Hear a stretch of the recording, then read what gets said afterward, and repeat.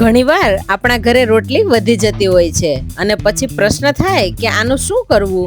તો આજે હું તમારા માટે લાવી છું વધેલી રોટલીનો એક નવો નાસ્તો. હેલો એવરીવન, હું છું મુદ્રિકા સોલંકી. સ્વાગત છે તમારું મારી યુટ્યુબ ચેનલ મુદ્રિકાસ કુકમાં.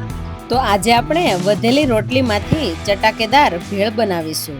તો તેના માટે મેં આ 6 નંગ વધેલી રોટલી લીધી છે. ઘણીવાર આપણા ઘરમાં રોટલી વધતી હોય છે તો એમાંથી આપણને એમ થાય કે શું બનાવવું, તો આ રીતની ભેળ બનાવી શકાય. તો સૌથી પહેલાં રોટલીને થોડું તેલ ઉમેરી અને શેકી લેવાની છે. તો અહીંયા 1 ચમચી જેટલું તેલ ઉમેરી અને રોટલીને બંને બાજુ શેકી લેવાની છે. તો આ રીતે તવીમાં શેકશો તો તેલ પણ ઓછું જોશે અને એકદમ સરસ ક્રિસ્પી પણ થશે. તો અહીંયા શેકતી વખતે ગેસની ફ્લેમ લો રાખવાની છે, તો જ એકદમ ક્રિસ્પી થશે. જો રોટલીને તમારે તેલમાં તળીને લેવી હોય તો તમે તળીને પણ ક્રિસ્પી કરી શકો, પણ આ રીતે ઓછા તેલમાં અને ધીમે ધીમે જો ક્રિસ્પી કરશો તો ખાવાની ખૂબ મજા આવશે. તો આ રીતની રોટલી ક્રિસ્પી થઈ ગઈ છે, હવે કાઢી લઈશું. તો આ રીતે બધી રોટલીને આપણે ક્રિસ્પી કરી લેવાની છે. તો અહીંયા ઠંડી પડશે એટલે વધારે કડક લાગશે. તો અહીંયા રોટલીને આ રીતે શેકી અને ઠંડી પાડી લેવાની છે. ઠંડી થશે એટલે વધારે ક્રિસ્પી થશે. તો હવે આના ટુકડા કરી લેવાના છે. તો તમારે જે પ્રમાણે ભેળ બનાવી છે એ પ્રમાણે રોટલીના ટુકડા કરી લેવાના છે. જો રોટલી આ રીતની વધેલી હોય તો બાળકો નથી ખાતા, પણ આ રીતની ભેળ બનાવીશું તો બધા જ ખાશે. તો આ રીતના નાના ટુકડા કરી લેવાના છે. હવે એને એક મોટી ડીશની અંદર કાઢી લઈશું.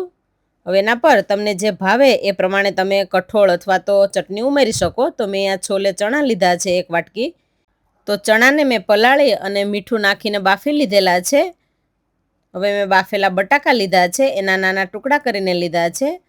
ઝીણી સમારેલી ડુંગળી અને ટમેટાના ટુકડા લેવાના છે. જ્યારે ભેળ બનાવી હોય ત્યારે જ આ બધી વસ્તુ મિક્સ કરવાની છે, એટલે ભેળ છે એ પોચી ન પડે.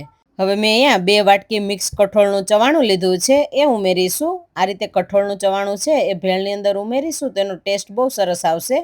1 ચમચી અધકચરી વાટેલી વરિયાળી, 1 ચમચી શેકેલા જીરાનો પાવડર, અડધી ચમચી જેટલો ચાટ મસાલો ઉપરથી સ્પ્રિંકલ કરીશું. હવે ચટણી ઉમેરવાની છે. તો તીખાસ પ્રમાણે તમે ગ્રીન ચટણી ઉમેરી શકો અને ચટણી છેલ્લે ઉમેરવાની છે, એટલે રોટલી છે એ પોચી ન પડે. ખજૂર, આંબલી અને ગોળની ચટણી ઉમેરવાની છે. જે પ્રમાણે ભાવે એ પ્રમાણે ચટણી ઉમેરી શકો. ઉપરથી ફરી પાછી ઝીણી સમારેલી કોથમીર. હવે મેં અહીંયા તીખી સેવ લીધી છે એ ઉમેરીશું. તમારે અહીંયા વઘારેલા મમરા ઉમેરવા હોય તો એ પણ તમે ઉમેરી શકો. એનાથી પણ ભેળનો ટેસ્ટ ખૂબ જ જોરદાર આવે છે. ઝીણી સમારેલી કોથમીર ઉમેરી અને બધી વસ્તુને બરાબર મિક્સ કરી લઈશું. તો ખાવામાં ચટાકેદાર એવી વધેલી રોટલીની ભેળ બનીને તૈયાર છે. તમને અમારી આ રેસીપી પસંદ આવી હોય તો વિડીયોને લાઈક કરજો, શેર કરજો અને અમારી ચેનલને સબસ્ક્રાઇબ કરવાનું ના ભૂલતા. Thank you.